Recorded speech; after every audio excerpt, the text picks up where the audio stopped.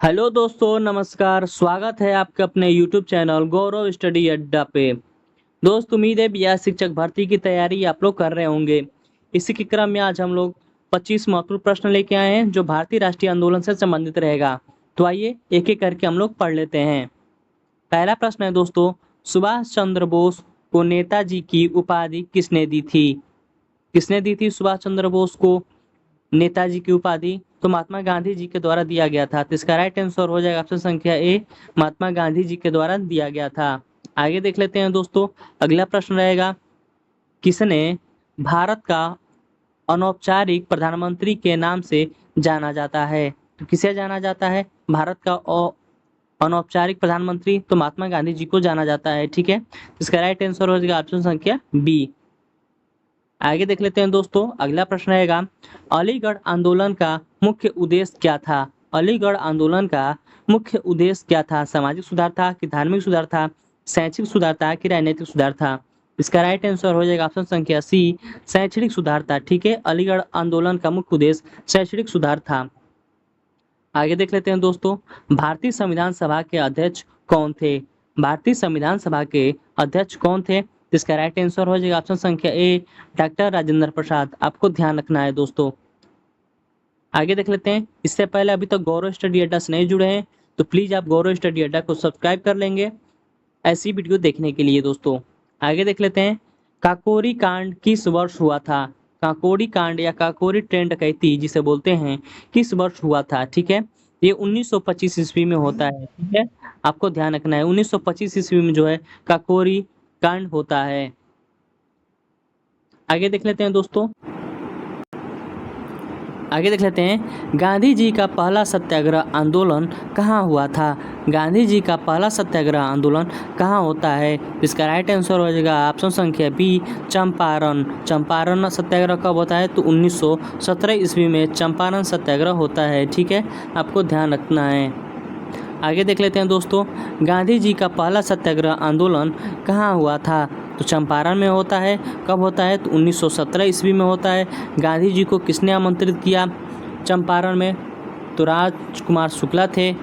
ठीक है, अगला प्रश्न है, किसने पूर्ण स्वराज का प्रस्ताव रखा था?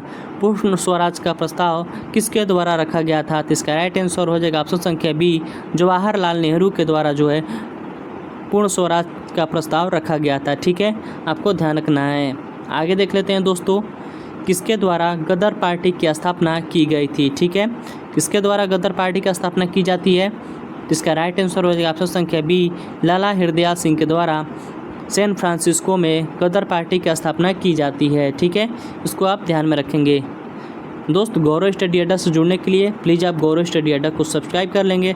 वीडियो अच्छी लग रही है तो अपने दोस्तों और वीडियो को लाइक करेंगे। ठीक है, आगे देख लेते हैं दोस्तों, चंपारण सत्याग्रह किस वर्ष हुआ था? तो चंपारण सत्याग्रह 1917 ईस्वी में होता है। ठीक है, अभी हम लोग ऊपर डिस्कस किए हैं।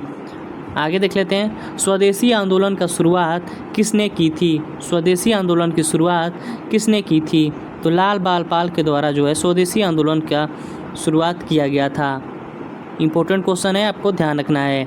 हिंदू मुस्लिम एकता का प्रतीक लखनऊ समझौता कब होता है? लखनऊ समझौता को हम लोग लखनऊ अधिवेशन के नाम से भी जाना जाता है। लखनऊ अधिवेशन कब होता है? तो 1916 ईस्वी में होता है। इसके अध्यक्ष कौन थे? अंबिका चरण मजूमदार। ठीक है, आपको ध्यान रखना है। आगे देख लेते हैं दोस्तों, लाल बाल पाल किसके नाम से जाना जाता है? लाल पाल के नाम से किसे जाना जाता है? तो ला से हो जाएगा लाला लाजपत राय। ठीक है, ब से हो जाएगा बाल गंगाधर तिलक और पाल से हो जाएगा बिपिन चंद्र पाल। ठीक है, तो आप देखते हैं ऑप्शन सही हो जाएगा इसका ऑप्शन संख्या बी। ठीक है, ध्यान रखेंगे। आगे देख लेते हैं दोस्तों, भारत छोड़ो आंदोलन कब शुरू हुआ था? ठीक है, भारत छोड़ो आंदोलन कब शुरू होता है? तो भारत छोड़ो आंदोलन की बात करें तो सन 1942 ईस्वी में शुरू होता है। इसका राइट आंसर हो जाएगा ऑप्शन संख्या बी, 1942। आगे देख लेते हैं दोस्तों, सन 1957 के विद्रोह का मुख्य कारण क्या था? क्या कारण था? तो सैन्य असंतोष था। ठीक है, आपको ध्यान रखना है। आगे देख लेते हैं दोस्तों। इससे पहले दोस्तों अभी तक गौरव स्टडी अड्डा से नहीं जुड़े हैं तो प्लीज़ आप गौरव स्टडी अड्डा को सब्सक्राइब कर लेंगे। वीडियो अच्छी लग रही है तो लाइक करेंगे और अपने दोस्तों के पास जरूर शेयर करेंगे। आगे देख लेते हैं दोस्तों, किसने कहा था स्वराज मेरा जन्मसिद्ध अधिकार है और मैं इसे लेकर रहूँगा? किसके द्वारा कहा गया था? तो बाल गंगाधर तिलक के द्वारा कहा गया था। ठीक है, आपको ध्यान रखना है। आगे देख लेते हैं, किस आंदोलन को भारत का प्रथम स्वतंत्रता संग्राम कहा जाता है?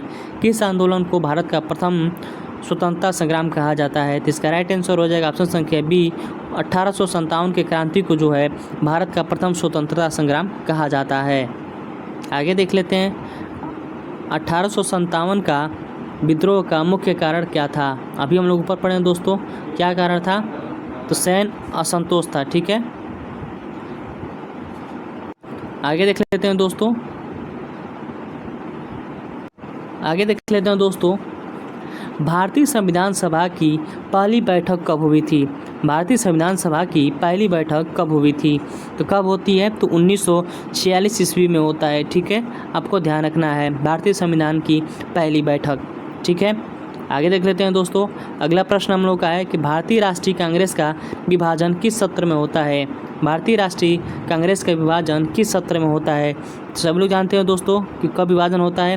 तो सूरत अधिवेशन में जो है 1907 ईस्वी में होता है, जिसमें भारतीय राष्ट्रीय कांग्रेस का विभाजन हो जाता है, दो भागों में हो जाता है, एक नरम दल हो जाता है और दूसरा गरम दल हो जाता है। ठीक है, और 1916 ईस्वी में जो है लखनऊ अधिवेशन होता है, जिसमें दोनों लोग आपस में मिल जाते हैं। ठीक है, आपको ध्यान रखना है।